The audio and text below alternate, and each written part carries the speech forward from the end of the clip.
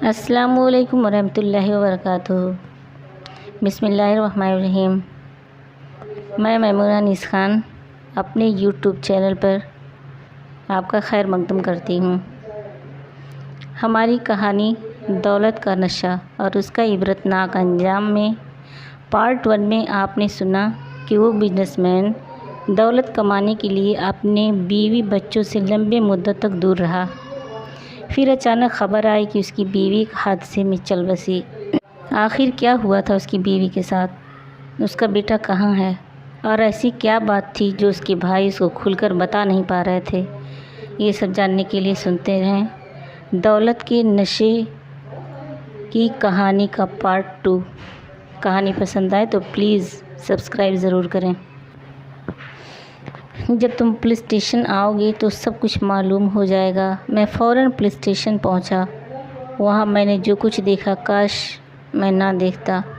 میں نے تمہارے اکلوتے اور لاڈلے بیٹے کو اس حالت میں دیکھا کہ اس کے کپڑے پھٹے ہوئے تھے، خون کے دھبے لگے ہوئے تھے اور وہ پولیس آفیسر کے کمرے میں زمین پر اکڑو بیٹھا ہوا تھا۔ میں نے پولیس آفیسر سے پوچھا کہ آخر میں یہ کیا قیامت دیکھ رہا ہوں؟ پولیس آفیسر نے میرے کسی سوال کا جواب نہیں دیا۔ پھر میری کھوئی آنکھوں نے تمہارے بیٹے کی طرف دیکھا۔ اس نے مجھے دیکھا تو ایک دم کھڑا ہو گیا، میرے سینے سے لگ گیا اور بے اختیار رونا شروع کر دیا۔ وہ دھاڑیں مار کر روتا ہی چلا گیا۔ میں نے پوچھا بیٹے بتاؤ تو صحیح یہ تم کس حالت کو پہنچ گئے ہو؟ مگر وہ مسلسل روتا رہا۔ میں نے پھر پولیس آفیسر سے پوچھا بتاؤ تو صحیح ہوا کیا ہے؟ میرے بار بار پوچھنے پر بالآخر پولیس آفیسر نے جواب دیا۔ اس نے کہا تمہارا یہ بدبخت بھتیجا، یہ شہزادہ، یہ امیر زادہ ہیروئن پیتا ہے اور اس نے اپنی ماں کو قتل کر دیا ہے۔ احمد نے جب یہ کلمات سنے تو اس نے بڑی دلخراش چیخ ماری۔ آہ افسوس، ہائے افسوس، میری زندگی اجڑ گئی۔ کیا یہ ممکن ہے کہ ایک بیٹے نے اپنی مشفق ماں کو قتل کر دیا ہو؟ یہ کیسے ہو گیا؟ اس کی ماں تو اس پر جان دیتی تھی، وہ تو اس کا اکلوتا بیٹا جگر کا ٹکڑا تھا، اس کی آنکھوں کا نور اور دل کا سرور تھا، وہ تو اس کے بغیر چند گھنٹے بھی نہیں گزارتی تھی۔ یہ اس کی زندگی کا سہارا تھا، اس کا خواب، اس کا مستقبل۔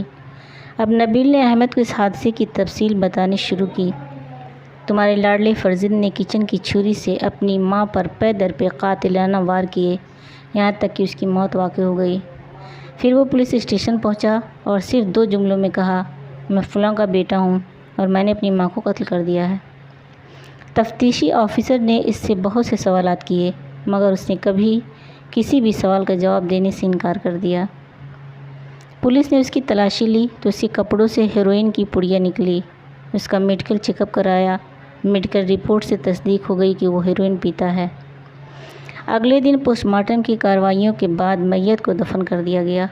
احمد نے اپنی بیوی کو اپنے ہاتھوں سے قبر میں اتارا۔ اس دوران پولیس والے اور صحافی اس پر سوالات کی بوچھار کر رہے تھے۔ پورے شہر میں کہرام برپا تھا۔ کوئی عام آدمی ہوتا تو اخبارات صرف چند سطروں کی خبر دیتے، یہ تو ملک کا ممتاز صنعت کار ارب پتی تھا جس کی بیوی کو اس کے بیٹے نے ہی قتل کر دیا تھا۔ اخبارات نے پہلے صفحے پر اس خبر کو جلی سرخیوں سے شائع کیا۔ ایک اخبار نے اپنے خاص ذرائع سے اس حادثے کی تفصیل شائع کی۔ اس لڑکے کو ہیروئن خریدنے کے لیے رقم کی اشد ضرورت تھی۔ اس نے اپنی والدہ سے رقم مانگی۔ اس کی والدہ ایک ارب پتی کی بیوی تھی۔ اس نے اسے رقم دینے سے انکار کیا تو وہ فوراً طیش میں آ گیا۔ اس نے کچن سے چھری اٹھائی۔ وہ نشے کی حالت میں تھا۔ پہلے تو اس نے والدہ کو ڈرایا دھمکایا اور جب اس نے مسلسل انکار کیا تو چھری کے پے در پہ وار کر کے اسے قتل کر دیا۔ اس کی والدہ کے وہم و گمان میں بھی نہیں آ سکتا تھا کہ اس کا بیٹا اسے قتل بھی کر سکتا ہے۔ اگر اسے ادنیٰ سا بھی شبہ ہوتا تو وہ یقیناً رقم دے کر اپنی جان بچا لیتی۔ ماں کے جسم سے خون کے فوارے ابلتے دیکھے تو بیٹے کو جھٹکا لگا اور اس کا نشہ حیران ہو گیا۔ مگر اب اس کا ہوش میں آنا بے سود تھا کیونکہ اب وہاں کچھ نہ تھا۔ اب وہاں اس کی ماں کی سرد لاش پڑی ہوئی تھی۔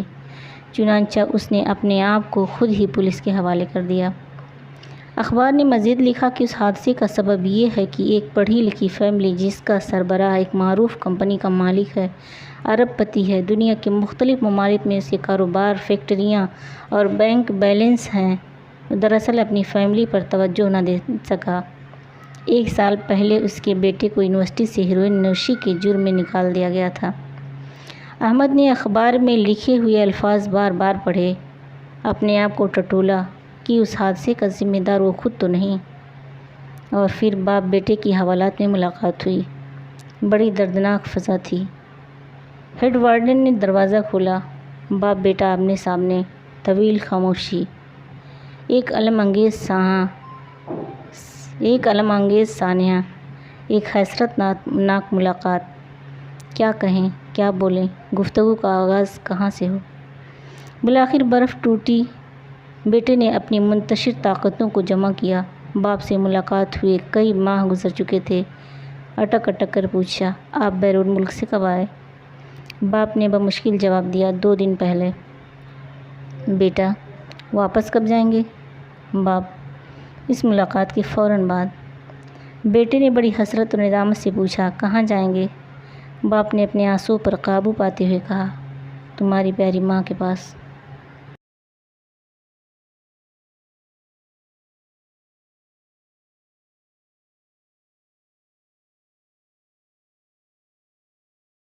اور پھر دونوں دھاڑے مار مار کر رونے لگے۔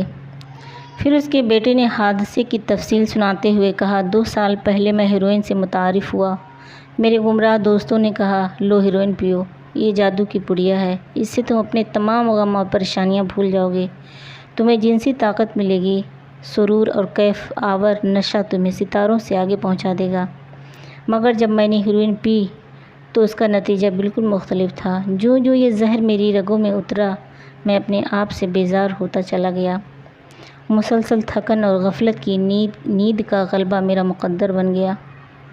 قوت ارادی ختم ہو گئی، حافظہ کمزور ہو گیا، ہمت ماند پڑ گئی، جسم کی طاقت ختم ہو گئی، شعور اجڑ گیا، عقل جاتی رہی، پاگلوں سے بھی بدتر ہو گیا، اپنے بیگانے کی پہچان ہی معدوم ہو گئی۔ میرے ساتھی جو اس گھناؤنے کھیل میں میرے شریک کار تھے، ان کی حالت بھی مجھ سے مختلف نہ تھی۔ کتنے ہی ایسے تھے کہ ان کا کاروبار ختم ہو گیا، مسلسل نقصان کی وجہ سے وہ دیوالیہ ہو گئے۔ جو ملازم پیشہ تھے ان کی ملازمت چھوٹ گئی، جو کالجوں میں پڑھتے تھے ان کی تعلیم ختم ہو گئی، اور وہ کالج اور یونیورسٹی سے نکال دیے گئے۔ بس ہمیں ایک ہی چیز کی طلب تھی، ہمارے سامنے ایک ہی ہدف تھا، رقم کا اصول، جائز اور ناجائز کی ہر تمیز اٹھا کر صرف پیسے کی طلب، تاکہ اسے ہیروئن خرید سکیں۔ افسوس میں نے اپنی ماں کو دھوکہ دیا، گھر سے قیمتی چیزیں چوری کیں، بے تحاشا جھوٹ بولے۔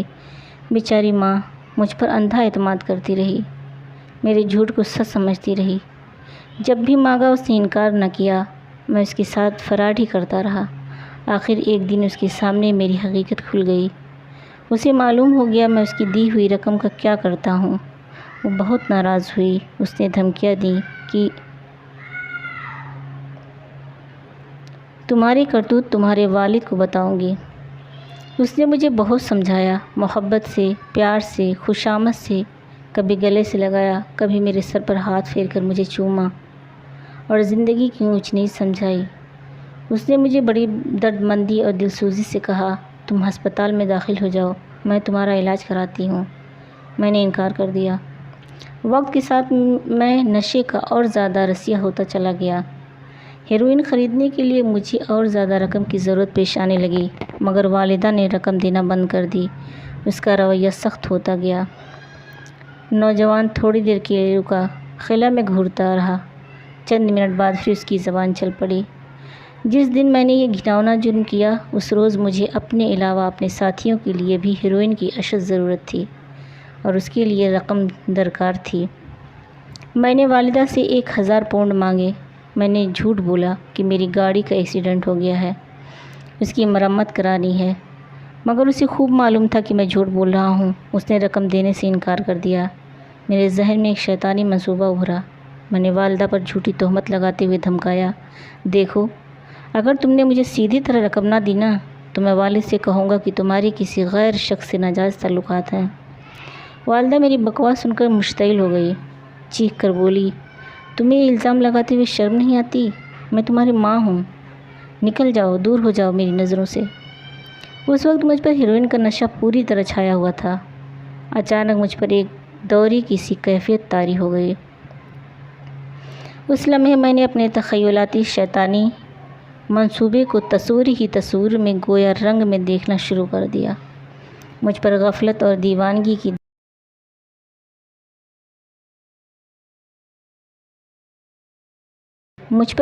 دیوانگی کی دھند چھائی ہوئی تھی۔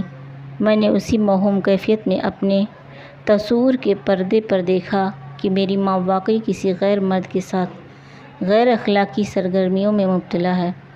میں طیش میں آ گیا کہ ایسی خائن اور بدکار عورت کو اس دنیا میں رہنے کا کوئی حق نہیں۔ اب اسے مر جانا چاہیے۔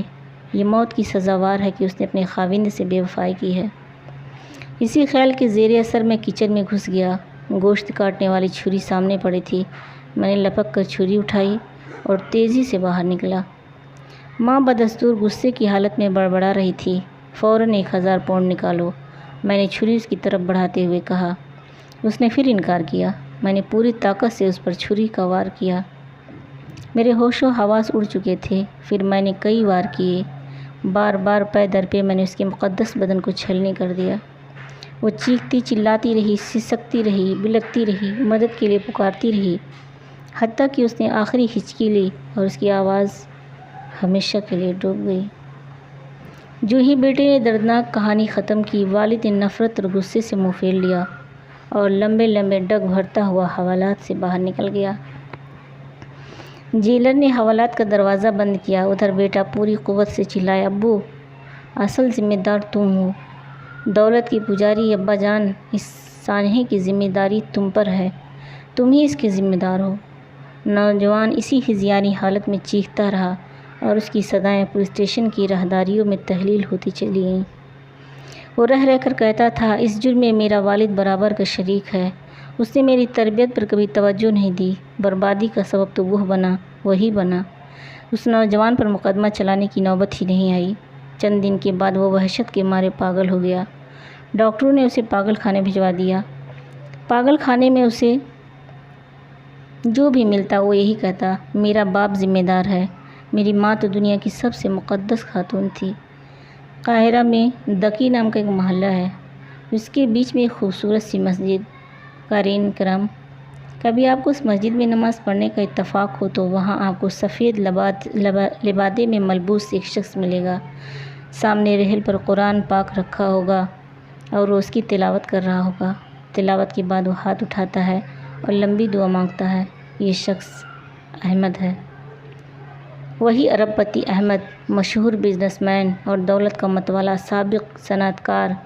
وہ اپنی ساری جائیداد ہیروئن کو ختم کرنے والے ادارے اینٹی نارکوٹکس کے نام وقف کر چکا ہے۔ اپنا ٹھکانہ مسجد میں بنا چکا ہے۔ کبھی اتفاق سے آپ اس کے ساتھ نماز ادا کریں تو وہ بڑی محبت سے ہاتھ ملائے گا، تھوڑا سا وقت مانگے گا، پھر تفصیل سے یہ آپ کے گوشے گزار کرے گا اور آپ سے اپنی بیوی کی مغفرت کی دعا کے لیے کہے گا، فَاعْتَبِرُوا يَا أُولِي الْأَبْصَارِ۔